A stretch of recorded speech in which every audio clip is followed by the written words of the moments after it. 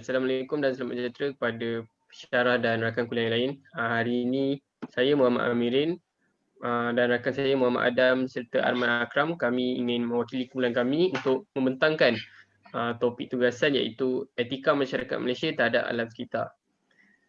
Baik, dalam bab 1 saya akan ceritakan tentang masalah kajian dan objektif. Pertamanya, masalah kajian, kelemahan sistem pendidikan khususnya terhadap alam sekitar yang tidak menerapkan isu-isu alam sekitar dalam silibus ataupun dalam pembelajaran.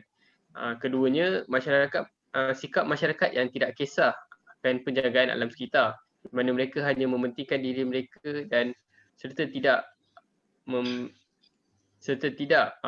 mengendahkan tentang alam sekitar. Seterusnya, penyelesaian dan tindakan pengurusan yang lemah, iaitu pengurusan pihak berkuasa, iaitu pihak kerajaan. Tidak ada satu langkah yang tegas terhadap pelaku-pelaku jenayah untuk alam sekitar. Baik, daripada masalah kajian ini, kami dapati dua objektif, iaitu mencari solusi bagi mempertingkatkan sistem pendidikan negara, khususnya dalam menekankan pendidikan tentang alam sekitar agar murid daripada kecil dapat info dan cara menjaga alam sekitar dengan baik. Seterusnya, kita akan dapat mengenal pasti penyelesaian untuk agar kerajaan dapat mencegah jenayah alam sekitar dengan cara meningkatkan tindakan undang-undang serta memperketatkan undang-undang yang sedia ada. Baik, kita teruskan dengan bab 2. Okey, isu 1, strategi tanah runtuh Cameron Highland berpunca daripada pembangunan jarak terkawal di kawasan Cerun menyebabkan degradasi persekitaran sehingga berlakunya kisahan tanah. Seterusnya, penerokaan tanah secara haram oleh pendatang asing. Jadi mereka buka tanah secara haram sebab mereka tak boleh minta permit. Jadi mereka nak cucuk tanah juga sebab produk daripada Cameron Highland ni ramai orang nak. Dan isu kedua ialah pencemaran air Sungai Kim Kim berpunca daripada pembuangan haram sisa bahan kimia dari kilang Bursa Tayar. Ini berjadual, maksudnya mereka dah lama buat benda ni. Sampaikan berlaku pencemaran udara di kawasan persekitaran, penduduk ada yang dibawa ke hospital sebab mengalami sesak nafas, sekolah pun ditutup dan seterusnya. Masalah ini berlarutan sampai sekarang, sungai itu masih lagi tercemar. Isu ketiga, runtuhan Highland Tower. Runtuhan ini berpunca daripada pembukaan kawasan tanah tinggi untuk menampung bilangan penduduk yang meningkat. Manakala di Cameron pula biasanya berlaku disebabkan tanah dibuka untuk penanaman pokok seperti teh. Kedua runtuhan ini mengakibatkan kerugian kepada negara dan berlaku kematian semasa kejadian tanah runtuh, terutama sekali semasa runtuhan di Highland Tower. Okey, bab 3. Bab ketiga adalah analisa kajian. Isu yang pertama mengenai tanah runtuh di Cameron Highland. Langkahnya ataupun penilaian etika, kita sebagai manusia yang diberikan akal fikiran dan juga berpendidikan seharusnya menilai semua faktor untuk meletakkan sesuatu tindakan yang melibatkan alam sekitar selaras dengan sifat tanggungjawab kita terhadap alam sekitar serta prinsip keadilan dan hidup yang bersederhana. Pihak penguatkuasa alam sekitar perlulah amanah dalam menjalankan tugas dan peka dalam keadaan sekeliling dengan meliputi konsep sama rata mengikut kepulauan manusia, bukannya menggunakan secara berlebihan dan juga melakukan pemeriksaan berkala yang tinggi. Responden menunjukkan menunjukkan mereka bimbang terhadap isu yang berlaku ni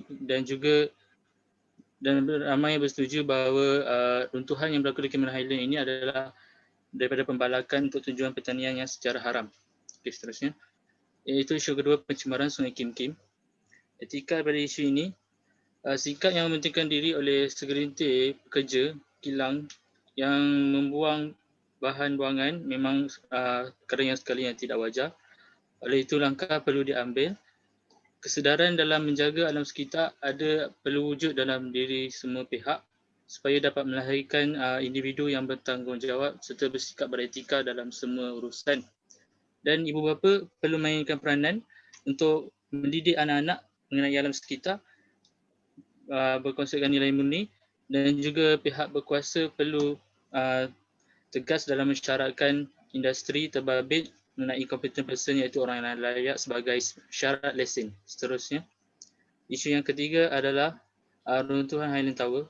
etika daripada isu ini adalah pihak haruslah bertanggungjawab dalam meneliti ataupun menilai semua kerja untuk membina sistem palitan yang didapati rosak akibat tersumbat daripada lumpur dari tanah, dan pihak atasan perlulah mengawasi setiap kawasan yang mana akan menjadi target utama untuk pembalakan haram.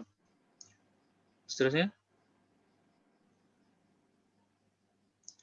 responden menunjukkan ramai yang bersetuju bahawa tragedi yang berlaku di Highland Tower adalah berpunca daripada kecuaian manusia terhadap alam sekitar. Baik, untuk akhiri pembincangan ini, saya akan ulaskan sedikit kesimpulan. Pertamanya, masyarakat perlu mengambil tahu tentang isu alam sekitar kita yang semakin teruk, dan perkara ini boleh dibuat melalui melihat media massa, melihat kaca TV ataupun membaca di dada-dada akhbar. Seterusnya, masyarakat kini perlu meningkatkan kesedaran dan tidak memandang rendah tentang apa yang jadi terhadap alam sekitar. Terutamanya sekali apabila tragedi seperti runtuhan di Highland Tower yang telah berlaku. Dan pihak kerajaan harus memainkan peranan penting dengan melakukan kerja mereka dengan lebih serius agar alam sekitar terpelihara. Seterusnya, etika dalam masyarakat kita harus diterapkan dalam segenap masyarakat. Perkara ini boleh dicapai dengan memperbanyakkan kempen dan serta membaca bahan ilmiah yang berkaitan dengan alam sekitar. Kesimpulannya, kita sebagai rakyat Malaysia perlu untuk jadi seorang yang beretika agar kita dapat menjaga alam sekitar kita dan mendapat memberikan bumi kita sihat. Sekian, terima kasih.